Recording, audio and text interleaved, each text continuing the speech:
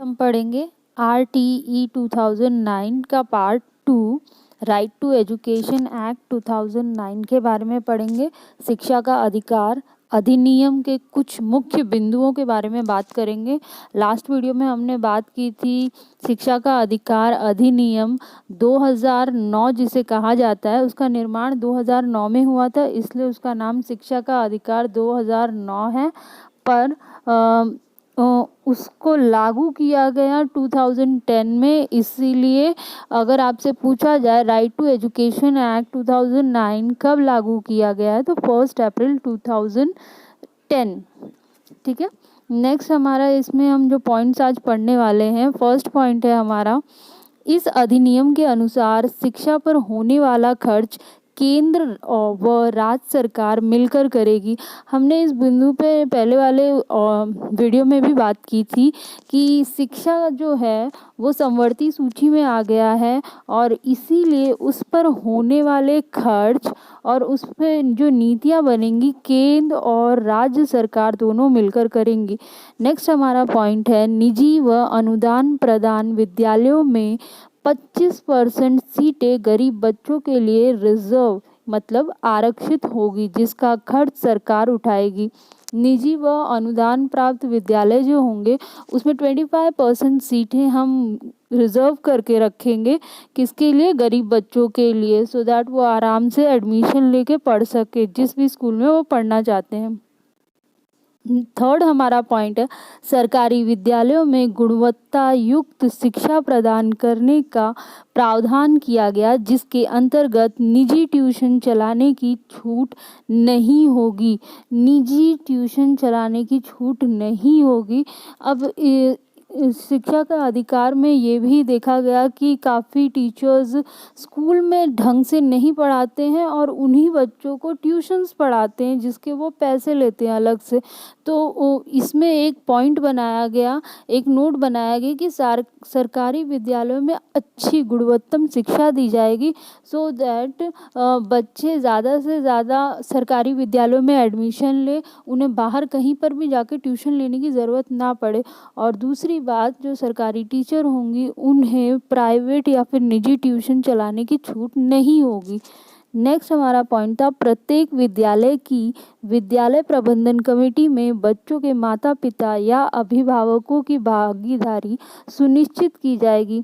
जो विद्यालय है उसमें एक कमेटी बनाई जाएगी जिसे विद्यालय प्रबंधन कमेटी कहा जाएगा और उसमें एज ए मेंबर हमारे माता पिता होंगे या फिर अभिभावक होंगे, सो दैट वो सही सलाह दे सके कमेटी चलाने की, स्कूल चलाने की, क्या बच्चों की एक्चुअल में ज़रूरतें हैं उसको ज़्यादा अच्छे से समझ के उसको इम्प्लीमेंट करा पाएंगे, उसको ज़्यादा अच्छा सुझाव दे पाएंगे विद्यालय को। तो इसलिए विद्यालय प्रबंधन कमेटी के मेंबर कौन होंगे? बच्चों के माता पिता या अभिभावक। नेक्स्ट है, विद्यालय में बच्चों को शारीरिक दंड नामांकन के लिए बच्चों की स्क्रीनिंग प्रणाली निष्कासन पर रोक। अच्छा, राइट टू एजुकेशन एक्ट 2009 में ये भी कहा गया कि बच्चों को शारीरिक दंड नहीं दिया जाएगा, किसी भी प्रकार का शारीरिक दंड नहीं दिया जाएगा।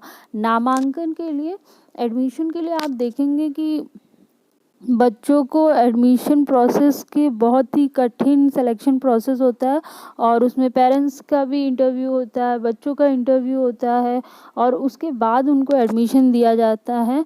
और इसको रोकने के लिए और बच्चे काफ़ी सेलेक्ट नहीं हो पाते, क्यों? क्योंकि वो स्क्रीनिंग प्रोसेस ही नहीं क्लियर कर पाते। तो इसको हटाने की बात की गई सो दैट बच्चे आराम से एडमिशन ले सके, पढ़ सके। निष्कासन पर रोक लगाया, किसी भी तरीके से आप बच्चों को एक्सपेल नहीं कर सकते। अगर आप बच्चों को ये क्लियरली मना किया गया कि आप निष्कासन नहीं कर सकते बच्चों का। एक बार बच्चों का एडमिशन हो गया, जब तक वो प्राथमिक शिक्षा पूरी ना कर ले, आप बच्चों को निष्कासित नहीं कर सकते। नेक्स्ट है, संविदा पर शिक्षकों की नियुक्ति नहीं की जाएगी। संविदा मतलब टेम्परेरी बेसिस पे, कॉन्ट्रैक्चुअल बेसिस पे बच्चों की शिक्षकों की नियुक्ति नहीं की जाएगी। केवल पूर्ण वेतन मांग पर योग्य व स्थायी शिक्षक नियुक्त किए जाएंगे। इनका मानना था कि जो कॉन्ट्रैक्चुअल बेसिस पे होते हैं उनका थोड़ा सा शायद वो इतने डेडिकेटेड ना हो अपने काम के प्रति, इतनी लगन से ना करे, इसलिए संविदा पर शिक्षकों की नियुक्ति नहीं की जाएगी।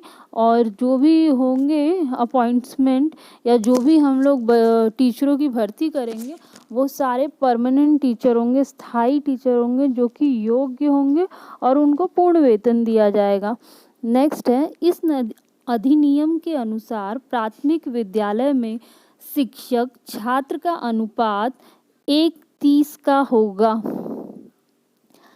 इस अधिनियम में बोला गया कि जो प्राथमिक विद्यालय है 1 to 5 की क्लासेस हैं उसमें शिक्षक और छात्रों के अनुपात के बारे में बात की गई कि एक टीचर होगा 30 बच्चों के, कम से कम एक टीचर होना चाहिए 30 बच्चों के ऊपर, एक टीचर की बात की गई। और उच्च प्राथमिक विद्यालयों में शिक्षक छात्र का अनुपात इन्होंने बताया एक टीचर होगा 35 बच्चों के ऊपर। हमने कुछ लास्ट